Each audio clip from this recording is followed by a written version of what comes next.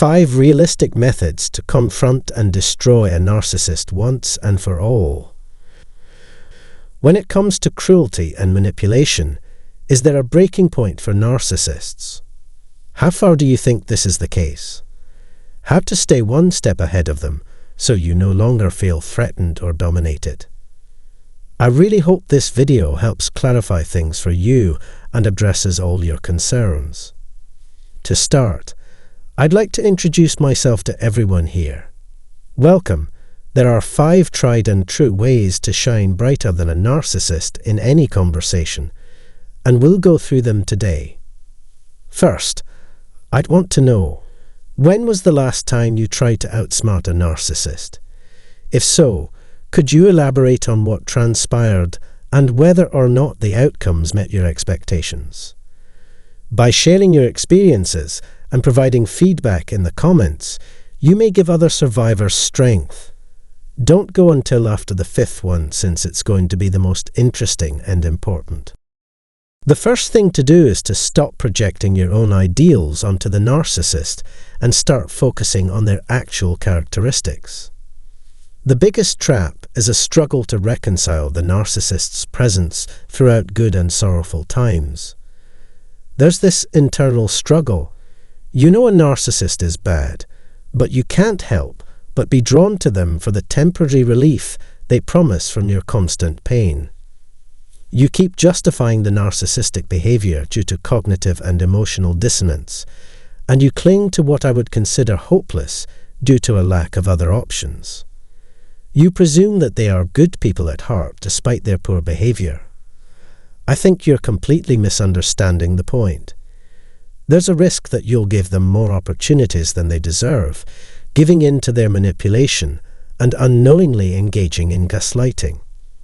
It's not a wise way to think when you're co-parenting or in a secret code war with another parent. When you stop expecting them to fit some idealistic picture of yourself or the relationship, the spell will be broken. Friendship, teamwork, open communication, and regard are all concepts they see no use in because they don't believe they can build upon or add to anything. They are blind to the possibilities here. All the work put into making good on this promise would be in vain, given who they have proven to be. The person you saw when their dark side shocked and stunned you is the true one. Put distance between you and the situation and look for patterns in the way they interact. Indulge your enjoyment of life. Seeing how they went from angels to demons in an effort to keep you connected to them, and how every happy memory of your time together was stained by their abuse. While coming to terms with the reality may be difficult, it will ultimately lead to liberation. After you've established that they're a malicious force, you'll always be on stronger ground. Don't be fooled by their kind attitude. You can count on them to display the same callousness right in front of your kids. And in the heat of a code conflict, they may resort to extreme measures. The more you are able to accept them for who they really are, the more control you will have in the relationship, and the more you will be able to handle everything they throw at you. Don't forget that once you identify the narcissist, they can no longer harm you. As an aside, a phenomena called cognitive resonance occurs in tandem with trauma bonding and traumatic experiences.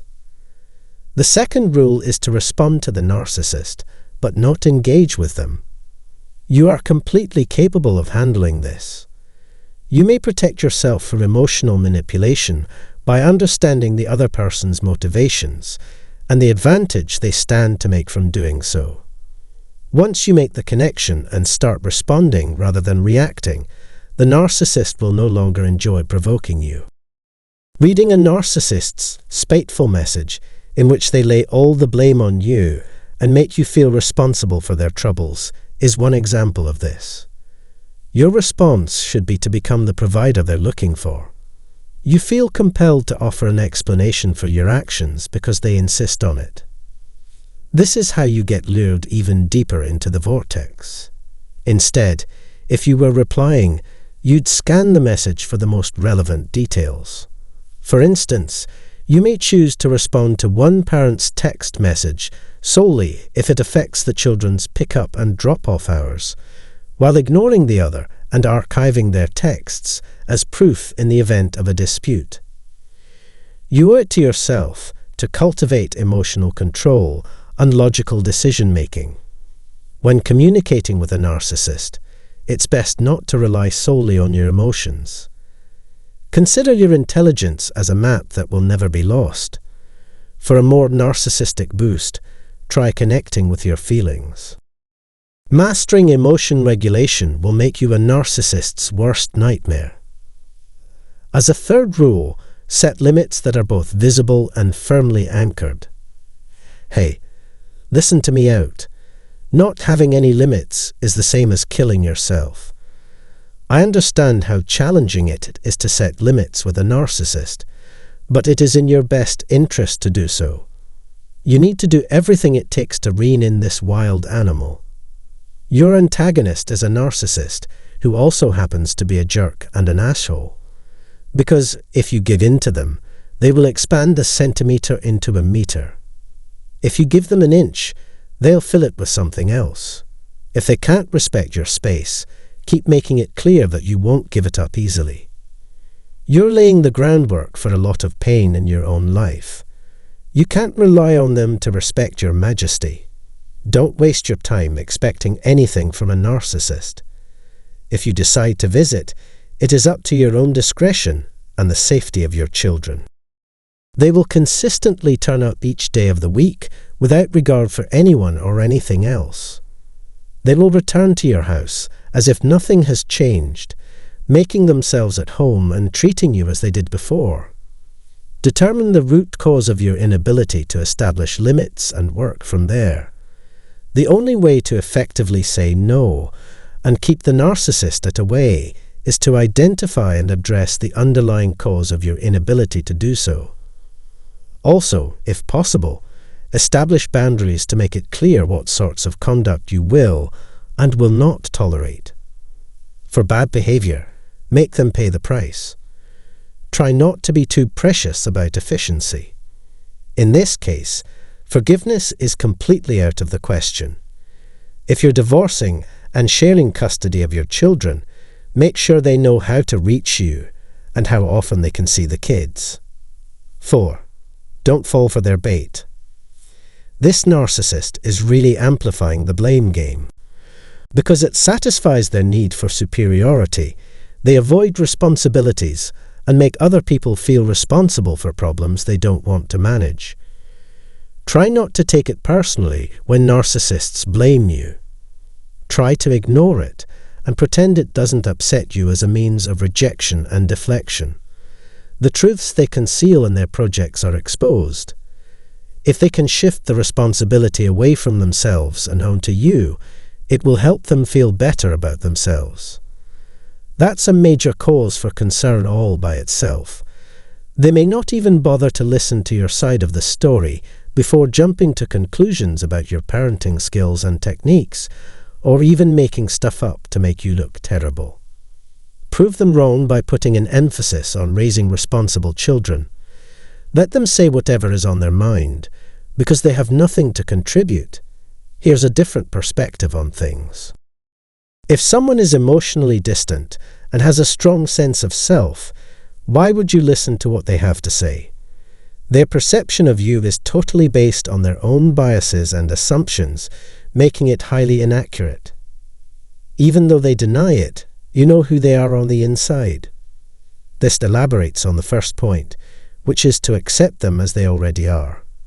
You'll be able to chuckle at their expense once you've defeated them. At last, we get to the fifth and final point. Employ their vulnerabilities as a source of strength. To see the narcissist for what he or she really is, detach yourself emotionally and objectively and watch his or her predictable, repeating actions. If you can control your feelings long enough to study a narcissist objectively, you will be able to anticipate their reactions and triggers with uncanny accuracy. You might even be able to condition some of their behavior if you can achieve what I just listed. You need not actively seek out narcissism to be won, though. You need to because you have to. Could you use anything as a weapon to stop them from torturing you? Take advantage of their insecurities, such as their need to present a perfect image to the world. Find out what it is they want from you and figure out how to provide it to them while still getting what you need. What I have in mind is a slow trickle of liquid. Get their cooperation by appealing to their baser motivations and the need for instant gratification. Everything is possible, but only with careful preparation. How likely is it that someone would label me a narcissist if I did this? Perhaps, but not necessarily. You're only being friendly and don't mean any harm. It's only a safety measure to take in case the worst should happen. To be clear, you aren't actually hurting them. Realizing the truth, put another way, is the key to freedom. Strengthen your mental and emotional resolve. Don't let them torture you. Instead, play off of what they are good at and use it against them. That's all I'll say for now. If you found this video to be informative, please let me know in the comments, and I'll see you in the next one.